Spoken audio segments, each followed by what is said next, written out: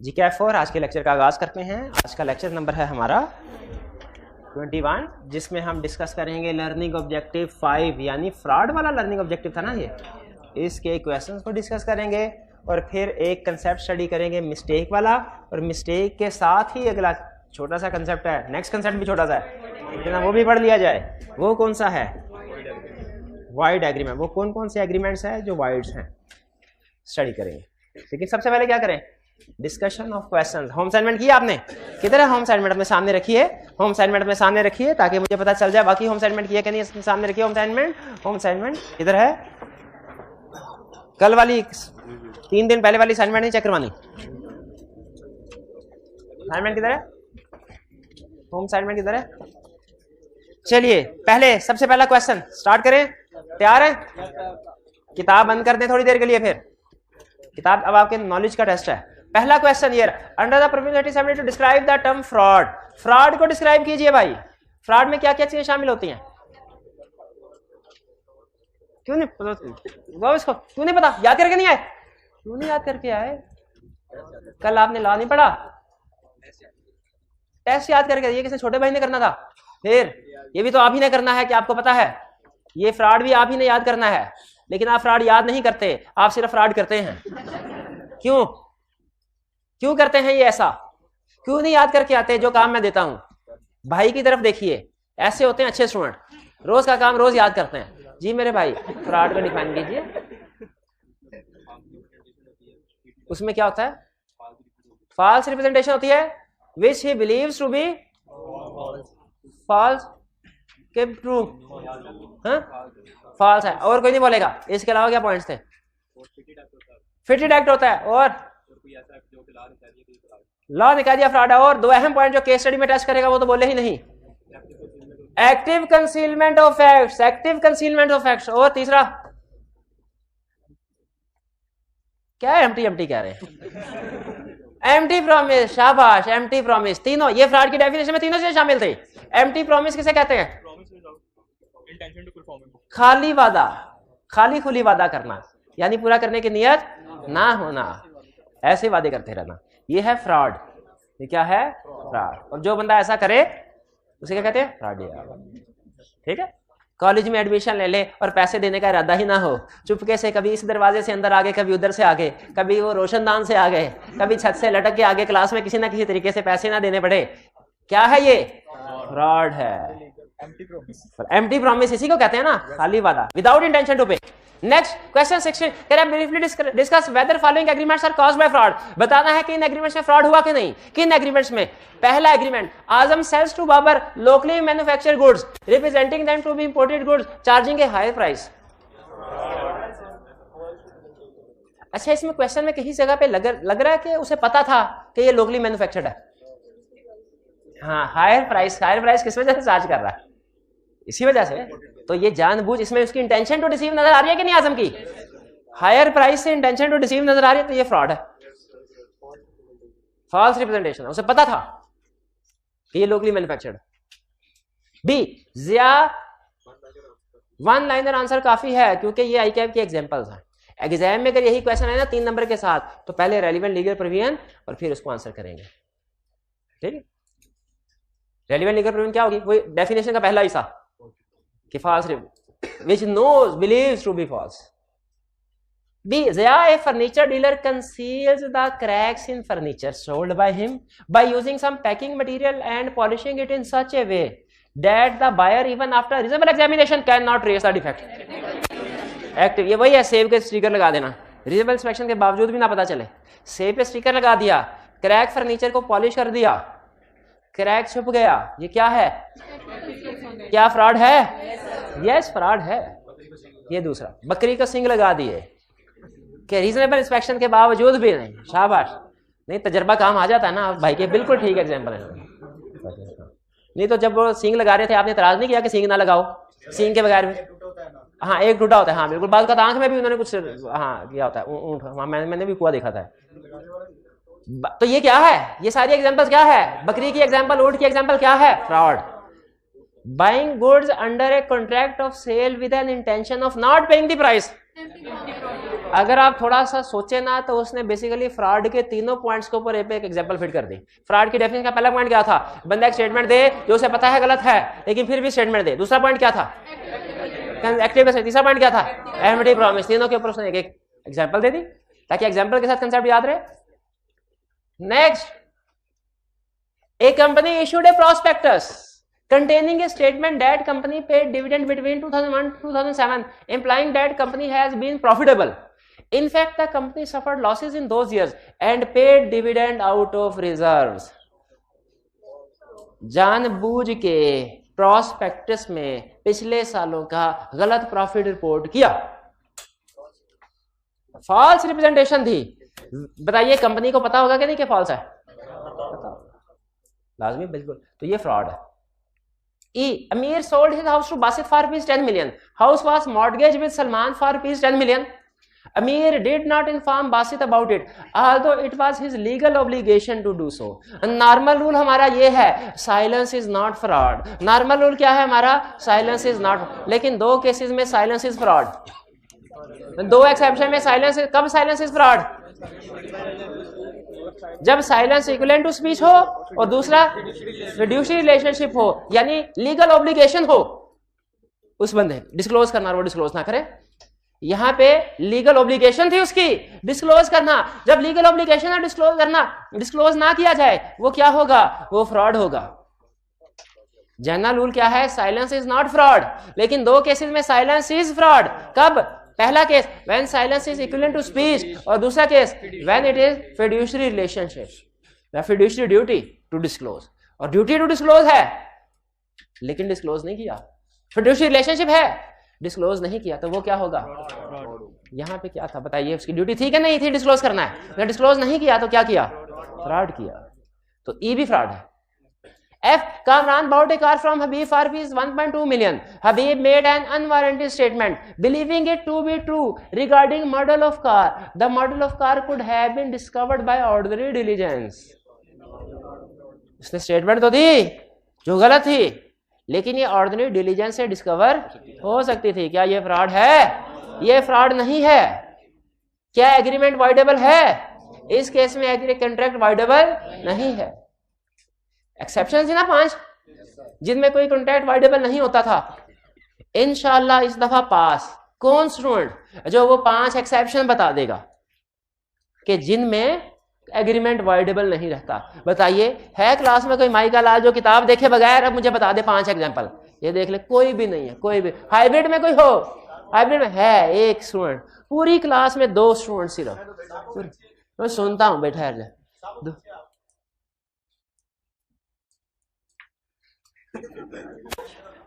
क्या कहना चाह रहे हैं?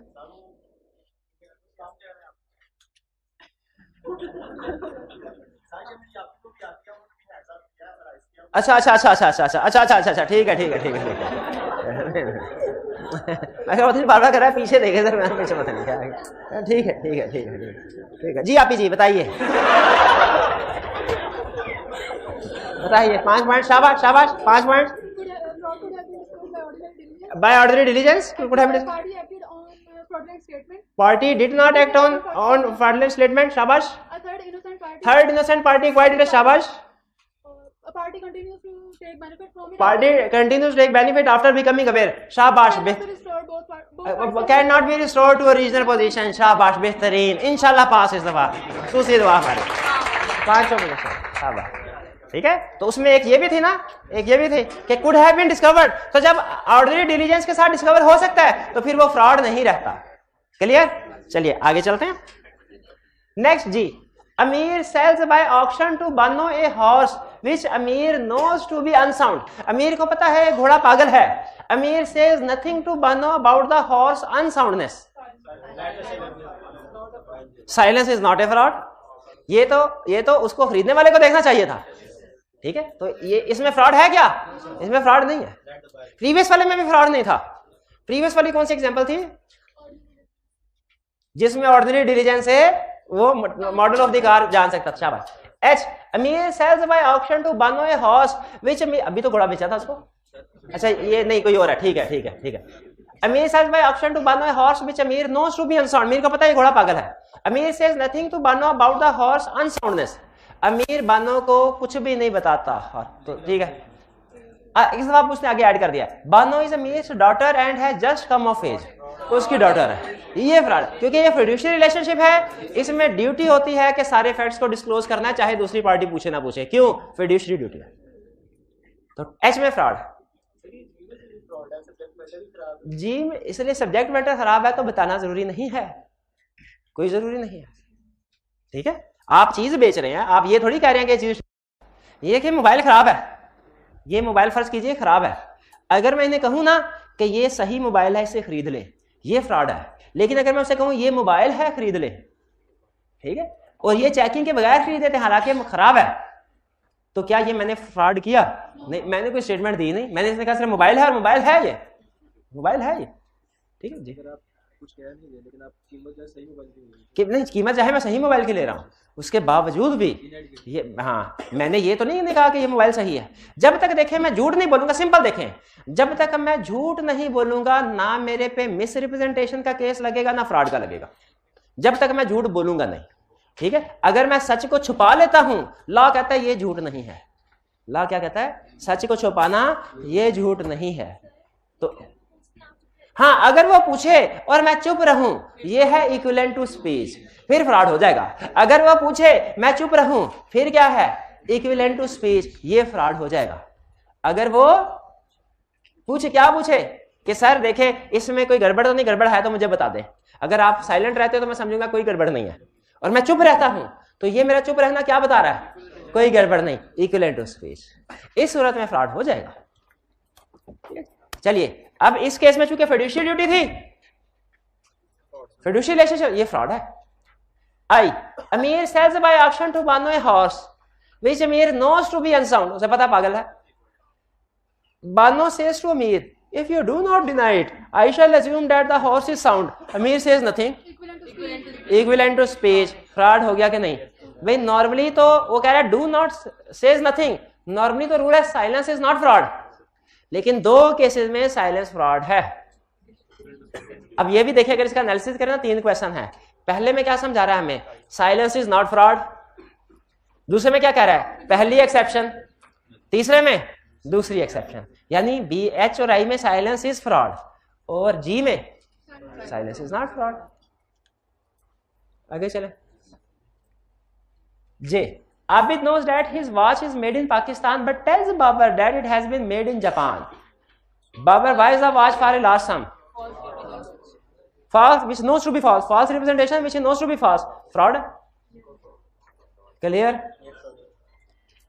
Next, briefly discuss whether agreed party can rescind the contract in following cases. बताना है आपने agreed party इन cases में contract को rescind कर सकती है कि नहीं। A, Abid knows that his watch is made in Pakistan but tells Babar that it has been made in Japan. Babar pays amount for the watch and Abid delivers it next day. On delivery, Babar discovered the fraud committed by Abid. क्या है? Fraud. क्या agreement contract voidable है? At the option of voidable के साथ हमेशा ये लिखना है किसकी ऑप्शन पे? Contract is voidable at the option of Babar. ये क्लियर है? B, Burhan Limited bought majority shares of Hussain Limited in order to gain control over new technological research being undertaken by Hussain Limited, and also hired a consultant who gave report on financial performance of Hussain Limited. But this report was not considered while making decision to buy shares. Later, Burhan Limited discovered that report on financial performance contained some errors, not intentional by the consultant. बताइए, report में errors थे, गलत report की गलत report थी, और shares खरीद लिए। क्या शेयर्स का खरीदना अब वाइडेबल है? क्यों वाइडेबल क्यों नहीं है? उसमें he did not act on the basis of this statement. Fraudulent statement की बेस पर जब उसने एक्ट ही नहीं किया तो ये एग्रीमेंट वाइडेबल नहीं है। ये उन 5 एग्जांपल में से एक एग्जांपल है। किन 5 एग्जांपल में से एक एग्जांपल है? किन 5 एग्जांपल में से ये एक एग्जांपल है कि उसने रिप्रेजेंटेशन की बेस पे एक्ट नहीं किया? डेफिनेशन की एग्जांपल नहीं है डेफिनेशन की एग्जांपल नहीं है। डेफिनेशन की एग्जांपल में ये कोई और चीज की एग्जांपल में है। किस चीज के एग्जांपल में है? किस? ये वो एग्जांपल्स हैं जब एग्रीमेंट वाइडेबल नहीं होता, जब एग्रीमेंट वाइडेबल नहीं रहता, एक्सेप्शन में से है। डेफिनेशन में से नहीं है, एक्सेप्शंस में से है। 5 एक्सेप्शंस थी ना, 5 एक्सेप्शंस कि जिनमें कॉन्ट्रैक्ट, तो उसमें ये भी था कि अगर आपने उस गलत स्टेटमेंट, एक्शन तो लिया लेकिन उस गलत स्टेटमेंट की बेस पे नहीं, किसी और स्टेटमेंट की बेस पे, किसी और इंफॉर्मेशन, तो एग्रीमेंट वाइडेबल। तो बी में बताइए एग्रीमेंट वाइडेबल है क्या?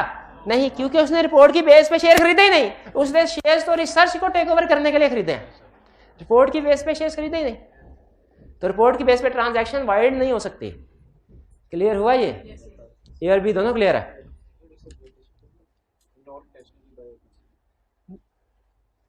मिस्र पूछा क्या उसने, रिसेंड कर सकता है कि नहीं? तो रिसेंड नहीं कर सकता। हाँ, हम यहाँ पे देखें फ्रॉड क्या स्टूडेंट कह रहे हैं सर ये नॉट इंटेंशनली लिखा हुआ है, तो ये तो मिस रिप्रेजेंटेशन बन रहा है। तो अगर मिस रिप्रेजेंटेशन बन रहा है तभी तो सेम रूल आएगा। आप पता है ना फ्रॉड और मिस रिप्रेजेंटेशन के आंसर मिलते जुलते हैं, तो इससे हमारे आंसर पे तो फर्क नहीं पड़ेगा। अगर इसको फ्रॉड की बजाय मिस रिप्रेजेंटेशन कर भी ले, हमारे आंसर पे कोई फर्क नहीं पड़ेगा। आंसर क्या स्टिल होगा? Not voidable. See, Anam Limited bought majority shares of Sanam Limited on the basis of financial statement which are materially misstated. After discovering the, अब यहां तक देखें, fraud है? Yes, sir. Contract valuable है? Yes, sir. After discovering the fraud, Anam Limited transferred high value properties of Sanam Limited to itself on low prices to cut its losses. Continue to take. हाँ, obtained benefits after becoming aware. After becoming aware, जब उसने properties अपने आप को transfer कर ली तो benefit लिया कि नहीं लिया? तो ये फिर एग्रीमेंट वाइडेबल रहा? क्यों नहीं रहा? क्योंकि जानने के बाद भी बेनिफिट्स एक्वायर किए। Next D, Ahmad sold certain goods to Umar by fraud. Umar sold the same to Ali who acquired in good faith and for consideration. Discussion हुई थी ना, good faith for consideration. Innocent third party, जो party in good faith for consideration कोई चीज हासिल करती है वो कौन है? Innocent third party. Later Umar discovered the fraud, बाद में उमर को फ्रॉड पता चला। अब देखें, उमर के साथ फ्रॉड हुआ लेकिन उमर ने आगे चीजें अली को बेच दी, बाद में उमर को पता चला मेरे साथ फ्रॉड हुआ था। क्या उमर अब ये एग्रीमेंट जो अहमद के साथ हुआ है रिसेंड कर सकता है? क्यों नहीं कर सकता? क्योंकि आगे थर्ड पार्टी ने इंटरेस्ट एक्वायर कर लिया। थर्ड पार्टी ने इंटरेस्ट एक्वायर कर लिया। D clear? E. Ahmed sold wheat of certain quality to Hassan by fraud, which Hassan and his family consumed. Later, Hassan discovered the fraud regarding quality of wheat. Parties cannot be restored to original position. ये इन सब case में उसने basically आपको example ही बताई है जब contract resend नहीं हो सकता। ये कौन सी एग्जांपल थी? Parties can not be restored to original position. ये कौन सी एक्सेप्शन थी? Third acquired interest. ये कौन सी एग्जांपल एक्सेप्शन थी? Acquired benefits after becoming aware. ठीक है, और ये कौन सी एक्सेप्शन थी? कौन सी? Did not act on the basis of financial. F. Abid knows that his watch is made in Pakistan but tells Babar that it has made in Japan. Babar pays amount for the watch and Abid delivers next day. Babar committed one of his client Arslan a made in Japan watch based on contract with Abid. On delivery, Babar discovered the fraud committed by Abid. What course of action is available to Babar? जब अरसलान, बाबर ने तो आबिद से घड़ी ले ली बगैर देखे check किए, लेकिन जब बाबर अरसलान को बेचने गया, अरसलान ने घड़ी को चेक किया, पता चला ये तो 2 नंबर है घड़ी है। तो अब क्या एक्शन, कोर्स ऑफ एक्शन मौजूद है बाबर के पास? वाइडेबल है और डैमेजेस क्लेम। याद रखें ये घड़ी आगे थर्ड पार्टी को ट्रांसफर नहीं हुई, अभी उसने खरीदी नहीं है, उसने एग्जामिन किया। एग्जामिन करने से पता चल गया तो इसने अभी थर्ड पार्टी ने इंटरेस्ट एक्वायर नहीं किया, इसीलिए ये voidable at the option of aggrieved party है, यानी ये voidable at the option of Babar है। समझ आई बात? अगला क्वेश्चन कराना। Mughal and Dawood are trading in rice. Dawood entered into a contract with Mughal for the purchase of 50 tons of rice. Dawood had private information of change in price which would have affected Mughal's willingness to enter into a contract. ठीक है? When Mughal through his own resources came to know about the price, he accused Dawood of fraud and repudiated का मतलब cancelled, rescinded the contract. Under the provisions of Company Act 1870 to explain whether Mughal is justified in repudiating the contract. अगर एक party को पता है कि अगले महीने राइस की प्राइसेस कम होने वाली हैं, लेकिन दूसरी पार्टी 50 टन राइस खरीदने आई, हम उसको नहीं बताते कि महीना ठहर जो अगले महीने प्राइसेस कम हो जाएंगी। हम अगर नहीं बताते, रिकॉर्डिंग चल रही है ना, हम अगर नहीं बताते कि अगले महीने प्राइसेस कम हो जाएगी, थोड़ा इंतजार कर लो, और वो पार्टी हमसे अभी कॉन्ट्रैक्ट कर लेती है हाई प्राइस पे। क्या हमने फ्रॉड किया? हमने फ्रॉड नहीं किया। क्यों फ्रॉड नहीं किया भला? Silence is not a fraud, silence is not a fraud. लेकिन वो भाई मुझे बताएंगे, 2 एग्जांपल देंगे, ऐसी एग्जांपल देंगे जिनमें साबित होगा साइलेंस फ्रॉड है। जी भाई बताइए कौन सी एग्जांपल्स है जिनमें साइलेंस फ्रॉड है? When silence is equivalent to speech or when there is fiduciary relationship or duty to disclose. 18 समझ आ गया क्वेश्चन? क्वेश्चन नंबर 18 में कोई प्रॉब्लम तो नहीं मुगल एंड दाऊद वाले में? आगे चलते हैं।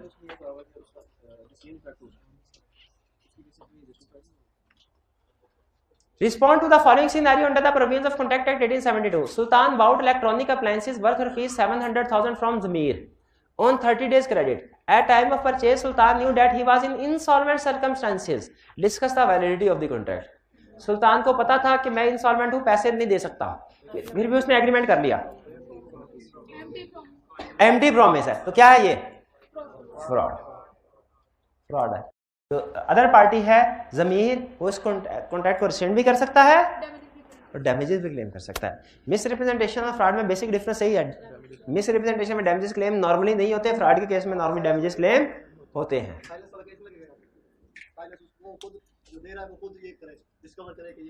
नहीं नहीं नहीं, यहाँ पे साइलेंस वाला रूल नहीं है। वो हमने, वो स्टूडेंट का कमेंट ये है, वो कह रहे हैं सर जमीर जो चीजें बेच रहा है ना इलेक्ट्रॉनिक सुल्तान को, वो खुद डिस्कवर करना चाहिए उसे सुल्तान पे करने की पोजीशन में है कि नहीं। नहीं, ये चीजों के ऊपर रूल लगता है, गुड्स के बारे में। अगर कोई पार्टी के पास पैसे बैंकरप्ट है और वो फेक चेक दे देती है, तो याद रखिए वो तो चेक जब बैंक में प्रेजेंट होगा बाद में पता चलेगा ना फिर होता है कि नहीं।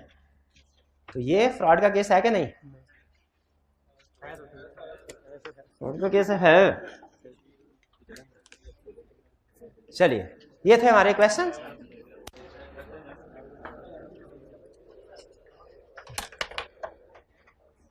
चलिए अब हमने क्या करना है? मिस्टेक करनी है अब। चलिए,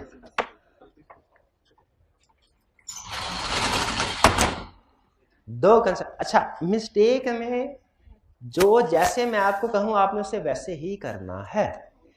मिस्टेक को समझने की जरूरत नहीं है। जैसे आपको पढ़ा रहा हूं, आपने 5 मिनट के अंदर इसका रट्टा लगाना है और खत्म। क्या कहा? मिस्टेक को समझने की जरूरत। इसको जितना ज्यादा समझेंगे उतना ही मुश्किल में पड़ेंगे। असल में तो ये मिस्टेक होनी ही नहीं चाहिए थी, ये होना ही नहीं चाहिए था टॉपिक हमारे सिलेबस। इसलिए कि जो भी केस स्टडीज मिस्टेक की बेस पे सॉल्व हो रही होती है ना, वो किसी ना किसी और बेस पे भी सॉल्व हो रही होती है। तो आप परेशान हो जाते हैं, सर मिस्टेक में ये कह रहा है लेकिन हमने उस जगह पे ये एग्जांपल पढ़ी थी, वहां पे तो ये कह रहा था। ठीक है, ज्यादातर चीजें सेम है, डुप्लीकेट हो रही हैं, इक्का दुक्का चीजों पे थोड़ा सा कन्फ्लिक्ट आता है। तो इसको आपने थ्योरी के पॉइंट ऑफ व्यू से याद करना है, केस स्टडी के पॉइंट ऑफ व्यू से नहीं याद करना। थ्योरी के पॉइंट ऑफ व्यू से कि एग्जाम में थ्योरी का क्वेश्चन पूछेगा तो आपने इसको कैसे प्रोड्यूस करना है। बाकी के fraud, miss representation, coercion, undue influence, ये केस स्टडी के पॉइंट ऑफ व्यू से भी याद करना है, थ्योरी के पॉइंट ऑफ व्यू से भी। लेकिन मिस्टेक को क्या करना है? सिर्फ और सिर्फ थ्योरेटिकल पॉइंट ऑफ व्यू से याद करना है। ठीक है। मिस्टेक कितनी तरह की होती है? 2 तरह की, mistake of fact, mistake of law. Mistake of fact और mistake of law. Mistake of fact क्या है कि भाईजान के पास किताब है, मैं समझ रहा हूं MBA की है, ये असल में CA की किताब है और मैंने इसे MBA की किताब समझते हुए खरीद लिया। ये क्या है? Mistake of fact. ये क्या है? Mistake of fact. Mistake of law क्या है कि मैं भाईजान के साथ एग्रीमेंट कर लूं कि भाईजान मैं मैक्सिको से आया हूं, उधर शाम होती है ना तो लोग बैठ जाते हैं चौक में और चर्च पीना शुरू हो जाते हैं, बड़ा मजा आता है उधर। तो भाईजान मैं चाहता हूँ, यहाँ पाकिस्तान में पहली दफा आया हूँ, यहाँ पे मेरे कुछ दोस्त है, मैं चाहता हूँ इसी तरह का जरा माहौल क्रिएट हो, तो चौक में बैठ के ना आज चर्च पियेंगे शाम। एग्रीमेंट कर लिया, इसके साथ एग्रीमेंट कर लिया। लेकिन एग्रीमेंट किस, अच्छा किया, चर्च क्या है मुझे भी पता है, चर्च क्या है इसको भी पता है। मिस्टेक ऑफ फैक्ट नहीं है, लेकिन मुझे ये नहीं पता कि पाकिस्तान में चर्च के डील करना इलीगल है। ये कौन सी मिस्टेक है? Mistake of law. तो मिस्टेक ऑफ फैक्ट कुछ और चीज है, मिस्टेक ऑफ लॉ कुछ और चीज है। ठीक है। इंडिया से आया है, इंडिया में रूल ये था कि जब आपने डेट किसी को पे किया, पैसे उधार दिया है, तो आप 2 साल के अंदर अंदर रिकवर करवा सकते हैं, 2 साल के बाद रिकवर नहीं करवा सकते। पाकिस्तान में जब मैं आया तो मैं यही समझ रहा था यहां पे भी 2 साल का रूल होगा, हालांकि यहां पे लिमिटेशन लॉ में टाइम बार डेट के लिए 3 साल का पीरियड है, लेकिन मैं 2 साल समझ रहा था। जैसे ही 2.5 साल गुजरे मैं अफसोस करने बैठ गया, मैंने कहा ओहो टाइम निकल गया, अगर 2 साल से पहले पहले मुझे याद आ जाता मैं इसे पैसे रिकवर कर लेता। ये क्या है? Mistake of fact, mistake of law, mistake of law. लेकिन अगर इनके पास 2 गाड़ियां हैं, मैं समझ रहा हूं व्हाइट गाड़ी बाय कर रहा हूं, ये असल में ब्लैक गाड़ी सेल कर रहे हैं, ये कौन सी मिस्टेक है? Mistake of. तो इसका मतलब है चीज के बारे में अगर कोई मिस्टेक हो, उसकी क्वांटिटी, उसकी क्वालिटी वगैरह के बारे में, तो उसे हम क्या कहेंगे? Mistake of fact. और अगर किसी मुल्क के लीगल रिक्वायरमेंट्स के बारे में कोई मिसअंडरस्टैंडिंग हो, किसी मुल्क के लॉ के बारे में, लीगल रिक्वायरमेंट के बारे में, उसे क्या कहेंगे? Mistake of law. भैया समझ आ गया? मिस्टेक ऑफ फैक्ट और मिस्टेक ऑफ लॉ में फर्क समझ आया कि नहीं? आगे चलें। मिस्टेक ऑफ फैक्ट का क्या रूल है? यूनिलैटरल है तो वैलिड है, बाइलैटरल है तो वाइड है। यूनिलैटरल है तो वैलिड है, बाइलैटरल है तो वाइड है। यूनिलैटरल का मतलब क्या होता है? एक पार्टी मिसअंडरस्टैंडिंग का शिकार हो, और बाइलैटरल का मतलब क्या है? दोनों पार्टी मिसअंडरस्टैंडिंग का शिकार हो। ठीक है? ये भाईजान फर्ज कीजिए किसी दुकान पे बैठे हैं, पुरानी दुकान एंटीक्स की, वहां पे मुझे एक तलवार नजर आई। मैंने कहा ये तलवार तो मुझे लगता है शाहजहां की तलवार है। ये तलवार किसकी? शाहजहां की तलवार है। अच्छा, इन्होंने कहा कुछ नहीं है, लेकिन इनको पता है ये शाहजहां की नहीं है, ये शहबाज साहब कल बेच गए थे इनको, शाहजहां के नहीं। लेकिन मैं ये समझ के इनसे हाई प्राइस पे तलवार खरीद लेता हूं, बादशाह की तलवार है। ये एक मिस्टेक ऑफ फैक्ट है कि मिस्टेक ऑफ लॉ? यूनिलैटरल के बाइलैटरल। बाद में घर जाके मुझे पता चला कि ये तो शहबाज साहब की तलवार है, तो मैं इन्हें वापस कर सकता हूं, एग्रीमेंट कैंसिल कर सकता हूं? नहीं। यूनिलैटरल मिस्टेक ऑफ फैक्ट का रूल है unilateral valid, bilateral wide. Unilateral valid, bilateral wide. ठीक है? अच्छा, अगर फर्ज कीजिए मैं भी समझ रहा हूं बादशाह शाहजहां की तलवार है, ये भी समझ रहा है बादशाह शाहजहां की तलवार है, और मैंने कहा ये बादशाह साहब की तलवार है, मैंने कहा हाँ बादशाह साहब की तलवार है, और मुझे बादशाह साहब की तलवार कह के दे दी। घर जाके पता चला ये तो शहबाज साहब की तलवार है। अब बताइए ये यूनिलैटरल, ये मिस्टेक ऑफ फैक्ट के मिस्टेक ऑफ लॉ? यूनिलैटरल के बाइलैटरल? तो bilateral, unilateral mistake of fact valid, bilateral mistake of fact wide. तो ये एग्रीमेंट क्या होगा? वाइड। लेकिन अब आप सोच रहे होंगे मिस रिप्रेजेंटेशन में है, उसमें भी तो वाइड था। बिल्कुल है, यही मैं कहता हूं। जब ये सिचुएशन मिस रिप्रेजेंटेशन में डिस्कस हो गई थी तो मिस्टेक का कंसेप्ट निकालने की क्या जरूरत थी? लेकिन बुक में है तो सो है, याद करना है। वो आपसे एमसीक्यूज में पूछ सकता है बताओ मिस्टेक ऑफ फैक्ट का क्या रूल है? आप कहेंगे रूल क्या है? एक ही। क्या? यूनिलैटरल है तो वैलिड है, बाइलैटरल है तो वाइड है। मिस्टेक ऑफ फैक्ट का क्या रूल है? यूनिलैटरल है तो वैलिड है, बाइलैटरल है तो वाइड है। समझ आ गया? आगे चलते हैं मिस्टेक ऑफ लॉ। देखिए मिस्टेक ऑफ लॉ भी 2 तरह की है, एक पाकिस्तानी लॉ, एक फॉरेन लॉ। पाकिस्तानी लॉ, गाड़ी चला रहा हूं मैं, बाइक चला रहा हूं, इशारा हुआ, सिग्नल हुआ रेड, और मैं बाइक चलाता रहा, निकल गया, इशारा तोड़ गया। आगे सार्जेंट खड़ा था, उसने रोक लिया, उसने कहा भाई साइड पे आ जाए। मैं उससे कहूंगा भाई मुझे तो पता ही नहीं था कि पाकिस्तान में रेड सिग्नल हो तो रुकना होता है, मैं तो यूरोप से आया हूं, मैं तो समझता रेड सिग्नल हो तो दाएं बाएं देख के तेजी से निकल जाना चाहिए, मैं तो ये समझ रहा था। तो बताइए क्या मेरा एक्सक्यूज वैलिड होगा? नहीं हो। तो अगर पाकिस्तानी लॉ की मिस्टेक है तो वो वैलिड, यानी वो क्या मतलब? वैलिड का मतलब क्या हुआ? कि वो समझा इन्फोर्सेबल बाय लॉ, कि लॉ फिर भी इन्फोर्स होगा, लॉ फिर भी इन्फोर्स होगा, यानी जुर्माना मुझे फिर भी पड़ेगा, लॉ वैलिड रहेगा। लेकिन अगर फॉरेन लॉ की मिस्टेक हो, देखिए असल में लॉ ये कहता है कि पाकिस्तान के शहरी एज्यूम किए जाते हैं कि इन्हें पाकिस्तान के सारे लॉज का पता है और इन्हें फॉरेन लॉज का पता नहीं है, ये एजम्पशन होती है। इसीलिए वो कहता है कि अगर पाकिस्तानी लॉ की मिस्टेक है तो वो क्या है? एग्रीमेंट वैलिड है। अब मुझे बताइए एग्रीमेंट हुआ पे करने का, 2.5 साल गुजर गए, मैं ये समझ रहा हूं गलतफहमी का शिकार कि इंडिया की तरह 2 साल बाद टाइम बार डेट हो जाता है, लेकिन पाकिस्तान में तो 3 साल बाद होता है। अब बताइए 2.5 साल गुजर गए हैं, ये एग्रीमेंट पैसे रिकवर करवाने का वैलिड है कि वाइड? वैलिड है। ये mistake of Pakistani law is valid, और मिस्टेक ऑफ फॉरेन लॉ सुन ले, mistake of foreign law is equal to mistake of F for foreign law is equal to mistake of F for fact. Mistake of foreign law is equal to mistake of fact. Mistake of foreign law is equal to mistake of fact. यानी क्या होगा, mistake of foreign law में वही होगा जो mistake of fact में था। Mistake of fact में क्या था, यूनिलैटरल है तो वैलिड, बाइलैटरल है तो वाइड। उसी तरह मिस्टेक ऑफ फॉरेन लॉ में क्या होगा, unilateral mistake of foreign law है तो वैलिड, और अगर bilateral mistake of foreign law है तो वाइड। अब मुझे बताइए, कंप्लीट मिस्टेक की कहानी समझ आ गई। मिस्टेक का मतलब गलतफहमी का शिकार होना। मिस्टेक की दो टाइप्स है, mistake of fact, mistake of law. Mistake of fact का रूल क्या है, यूनिलैटरल है तो वैलिड, बाइलैटरल है तो वाइड। मिस्टेक ऑफ लॉ का क्या रूल है, मिस्टेक ऑफ पाकिस्तानी लॉ है तो वैलिड, और मिस्टेक ऑफ फॉरेन लॉ है तो mistake of foreign law, F for foreign law, F for fact. Mistake of foreign law का वही रूल होगा जो मिस्टेक ऑफ फैक्ट का है, यानी यूनिलैटरल मिस्टेक है तो वैलिड, बाइलैटरल है तो वाइड। क्लियर? बस इतनी कहानी समझनी है और जहन में रखनी है, इससे ज्यादा साइंस नहीं लगानी। केस स्टडी पढ़ लीजिएगा, जो समझ आ जाए ठीक है, जो ना समझ आए परेशान नहीं होना, टिक मारने, कल डिस्कस कर लेंगे। लेकिन ये मिस्टेक वाला कंसेप्ट केस स्टडी के लिए अहम नहीं है, रिप्रोडक्शन के क्वेश्चन के लिए अहम है। पास पेपर के क्वेश्चन देख के, एग्जामिनर कमेंट्स देख के आपको बता रहा हूँ। क्या बात बता रहा हूँ, क्या बात बताइए मैंने, क्या रिप्रोडक्शन के लिए अहम है, कौन सा मिस्टेक, केस स्टडी के लिए नहीं। जबकि under influence, coercion, misrepresentation, fraud, ये सारे रिप्रोडक्शन अहम है, केस स्टडी के लिए भी अहम है। कभी डेफिनेशन मांग लेता है किसी की, कभी वो बताया था बताओ किन केसेस में वाइडेबल नहीं होगा एग्रीमेंट, और कभी कहता है ये केस है इसके ऊपर कमेंट करो।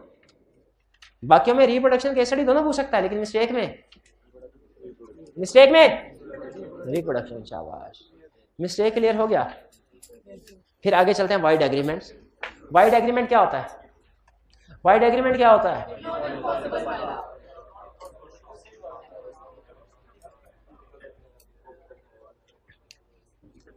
वैसे हम डिफरेंट प्लेसेस पे पढ़ चुके हैं ये एग्रीमेंट वाइड है। थोड़ा सा आगे चले हमने कहा ये एग्रीमेंट भी वाइड है, थोड़ा सा आगे चले हमने कहा ये एग्रीमेंट भी, लेकिन अब सारे वाइड एग्रीमेंट्स को उसने एक जगह पे इकट्ठा कर दिया। सारे वाइड एग्रीमेंट्स को एक जगह पे, पहली एग्जांपल, अनसर्टेन एग्रीमेंट्स वाइड होते हैं। मैंने समझाया हुआ क्या, अनसर्टेन एग्रीमेंट समझाया मैंने, एग्जांपल दीजिए अनसर्टेन एग्रीमेंट की।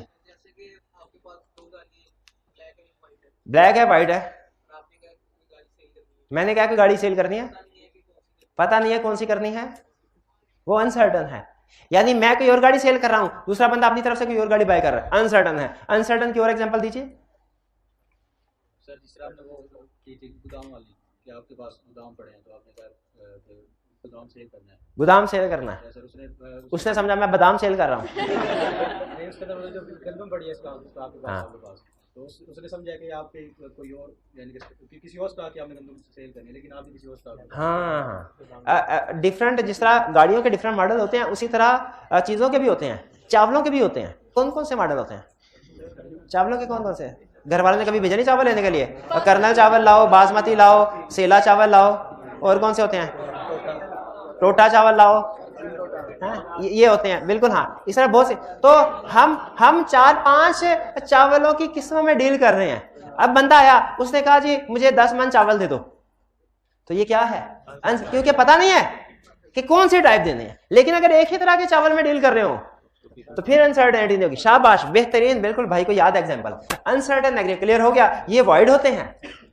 फिर इलीगल एग्रीमेंट्स, सुपारी दी किसी को, सुपारी वो रसीली सुपारी नहीं, वो वाली नहीं खाने वाली, दूसरी सुपारी, मारने वाली सुपारी, तो ये भी क्या है, इलीगल है। कोई ऐसी चीज जिसकी ट्रेड पे गवर्नमेंट ने बैन लगाया हो, गवर्नमेंट ने, वो क्या है, इलीगल। आपको पता है पाकिस्तान में दुनिया का वो कौन सा मुल्क है जिससे कोई चीज ना पाकिस्तान में आ सकती है ना पाकिस्तान से उधर जा सकती है? हाँ, इसराइल। तो अगर कोई एग्रीमेंट किया जाए इसराइल के ट्रेडर के साथ तो वो क्या होगा, इलीगल एग्रीमेंट होगा, इलीगल एग्रीमेंट होगा, ठीक, जिसकी ला इजाजत नहीं देता। ये भी वर्ड इम्पॉसिबल एग्रीमेंट्स,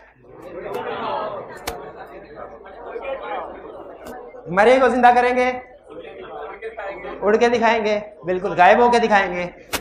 गायब होके दिखाया जा सकता है, वैसे किसी को पैसे देना फौरन गायब हो जाता है, फिर सारी उम्र नहीं नजर आता। अच्छा, इलीगल और इम्पॉसिबल में एक खास बात बताऊं आपको। अगर एक्ट स्टार्ट में, बाज़ औक़ात ऐसा होता है कि एक्ट स्टार्ट से ही इलीगल या इम्पॉसिबल होता है, वो स्टार्ट से ही एग्रीमेंट वॉइड हो गया।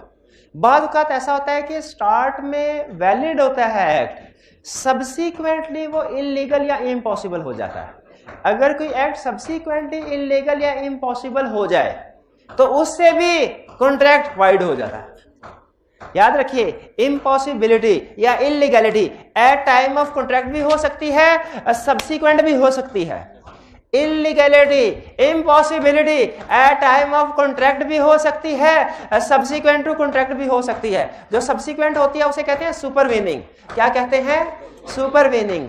तो इम्पॉसिबिलिटी अगर स्टार्ट में है तो एग्रीमेंट वॉइड, और अगर स्टार्ट में वैलिड है, एग्रीमेंट के बाद वाइड हुई, तो फिर वो वाइड कॉन्ट्रैक्ट हो जाएगा। Wide contract. तो एग्री करते हैं इसी से कि इलीगल हो तो भी वाइड, इम्पॉसिबल हो तो भी वाइड, चाहे स्टार्ट में है चाहे बाद में है। इलीगल हो तो भी वाइड, इम्पॉसिबल हो तो भी वाइड, चाहे स्टार्ट में हो चाहे बाद में हो, चाहे स्टार्ट में हो चाहे बाद में हो, वाइड हो जाएगा। आगे चलते हैं। Agreement with incompetent person. Incompetent person कौन है? Minor, person of unsound mind, person disqualified वाला, इनके साथ एग्रीमेंट करेंगे वो क्या होंगे? वाइड। अगर दो हरफी बात करें तो कहेंगे वाइड एग्रीमेंट। अगर डिटेल में बात करें तो इसमें से डिफरेंट कंसेप्ट्स निकलते हैं, कहानी में ट्विस्ट निकलते हैं। अगर कोई दो हरफी हमसे पूछे बताओ एग्रीमेंट विद माइनर का स्टेटस क्या है, हम कहेंगे वाइड। और अगर कहे तफसील से बताओ तो हम कहेंगे लो वाइड अगेंस्ट हिम, लेकिन वो खुद इन्फोर्स कर सकता है। अब माइनर पार्टनर नहीं बन सकता, एडमिटेड टू बेनिफिट पार्टनरशिप हो सकता है। माइनर प्रिंसिपल नहीं हो सकता, एजेंट हो सकता है। माइनर को लेकिन नेसेसिटीज ऑफ गुड सप्लाई करें तो उससे रीजनेबल प्राइस रिकवर करवाई जा सकती है। हाँ, जो माइनर के फादर या गार्डियन है वो माइनर के बिहाफ पे उसकी वेलफेयर के एग्रीमेंट करे, उसको इन्फोर्स करवाया जा सकता है। हाँ, माइनर के ऊपर रूल ऑफ एस्टॉपेल अप्लाई नहीं होता, रेटिफिकेशन भी नहीं अप्लाई होती। ये ट्विस्ट है। ये तो डिटेल में कहानी है ना, डिटेल में। लेकिन अगर कोई दो हरफी बात पूछे एमसीक्यूज में, बताओ एग्रीमेंट विद माइनर का क्या स्टेटस है, तो हम लंबी चौड़ी कहानी कि इस तरह का एग्रीमेंट है तो ये है, इस तरह का नहीं, दो हरफी बात क्या, वाइड है। इसी तरह वैसे तो पूरा चैप्टर, आधा चैप्टर था जो इन तीन इनकम्पिटेंट पर्सन को एक्सप्लेन करता था। माइनर को लेता, अनसाउंड माइंड को लेता, पर्सन डिस्क्वालिफाइड बाय को लेता, और इनके स्टेटस को डिस्कस करता था। लेकिन दो हरफी बात करें तो क्या कहेंगे? अगर पर्सन इनकम्पिटेंट है तो एग्रीमेंट क्या है, और अगर एग्रीमेंट विदाउट कंसिडरेशन है, दो हरफी बात करें तो वाइड, और अगर तफसीलन बात करें तो exception. Agreement without consideration normally void है, कुछ केसेस में वैलिड है। ये हाइब्रिड में जो भाई सोए पड़े हैं ये बताएंगे। ये गर्दन नहीं, अच्छा ये ठीक है, ये क्या, उठा दे भाई का। हाँ उठाए भाई का जी भाई, सोया हुआ तो कह रहा हूँ। हाँ जी भाई बताइए जी। एग्रीमेंट विदाउट कंसिडरेशन वाइड होता है, कुछ केसेस में वैलिड हो जाता है। एग्जांपल्स दीजिए, एग्जाम्पल दीजिए। होता भी तो उसने कौन सा बता देना था। माइक, अच्छा माइक वाला भी सोया मुझे लगता है। चले अच्छा ठीक है जी, ठीक है, दे के हाथ ला दे, ठीक है चलिए ठीक है। अच्छा अब देखिए, एग्रीमेंट विदाउट कंसिडरेशन वाइड, लेकिन कुछ केसेस में एग्रीमेंट विदाउट कंसिडरेशन वैलिड होते हैं, कुछ केसेस में एग्रीमेंट विदाउट कंसिडरेशन वैलिड होते हैं। प्यारे भाई बताइए कौन से केसेस में वैलिड होते हैं? नहीं ऐसे नहीं कहना, नेचुरल कहना, agreement made on account of natural love and affection, और completed gift, charity, agreement to compensate for past voluntary services, time agreement, time by debt नहीं कहना, agreement to pay time by debt. फिर other contract से bailment, agency, guarantee, बिल्कुल ठीक है। तो देखिए यहाँ पे तो वन वर्ड आंसर दे रहा है ना कि एग्रीमेंट, लेकिन आगे अगर इस कंसेप्ट को खोलेंगे तो इसमें एक्सेप्शन आएगी। Agreement in state of marriage, ठीक है। वेजरिंग एग्रीमेंट, वेजरिंग एग्रीमेंट कौन सा होता है? जुआ, किसी का ना हुआ, जुआ किसी का, सुना जुआ किसी का ना हुआ। वेजरिंग एग्रीमेंट ये क्या है? वॉइड है। वेजरिंग एग्रीमेंट क्या है? वेजरिंग एग्रीमेंट होता क्या है? जो क्या क्या